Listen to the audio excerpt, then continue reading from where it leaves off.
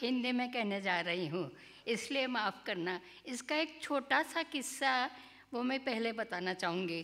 कुछ दिन पहले इसी मंच पर हमारा प्रोग्राम के लिए पंडित जी मतलब हरिप्रसाद चौरसिया आए थे और मेरा सौभाग्य कि मुझे उनसे बातचीत करने का मौका मिला। मैंने कहा था, पंडित जी आपको देखकर मिलने के बाद मुझे अपने बाबूजी की बहुत याद आ रही है। दो शब्द कुछ मंच पर हिंदी में कहने का मन कर रहा है। पंडित जी बोले, ज़रूर कह सकती हो, अपना ही तो प्रोग्राम है।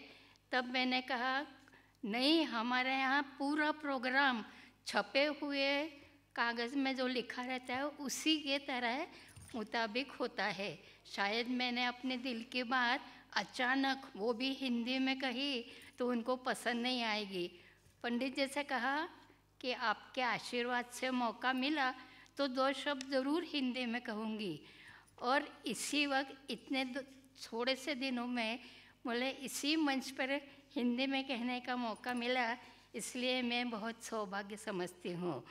मैंने सपने में भी नहीं सोचा था कि यह मौका मुझे इतने जल्दी मिलेगा। अरुण जी ने जब कहा कि मैं ऑटोबायोग्राफी आत्मचरित्र लिखना चाहता हूँ तो मैंने कहा आप ज़रूर लिख सकोगे, पर इतने 40-45 किताबें लिख चुके हो, पर आप लिख पाओगे क्या, थक जाओगे। पर उन्होंने किसी की भी नहीं सुनी, बस दिल की सुनी और मन में ठान ली।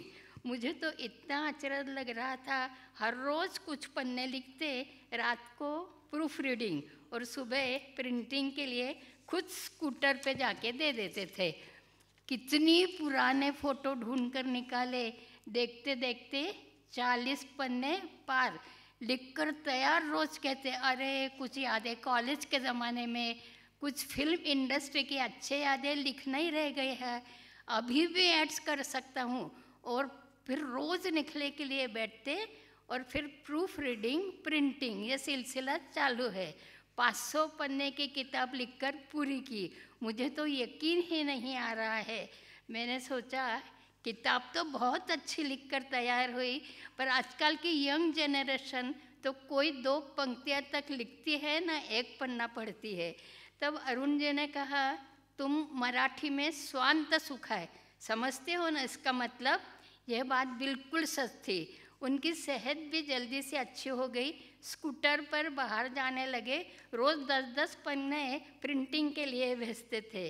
मुझे सातारा में आए हुए पूरे 55 साल हो गए। इतने सालों में मैंने एक लफ्ज़ भी हिंदी में बोलने का ना सुनने का मौका मिला। लिखने की तो आदत ही टूट गई है, बीच में अंग्रेजी शब्द आए, इसलिए माफ़ करना। यहाँ आए हुए सब बुज़ुर्ग, अरुण जी के सब दोस्त, मेरी सहेलियाँ, सभी रिश्तेदार, सबों को ऐसा ही प्यार बना रहे तो यूं ही ज़िंदगी कट जाएगी हंसते हंसते।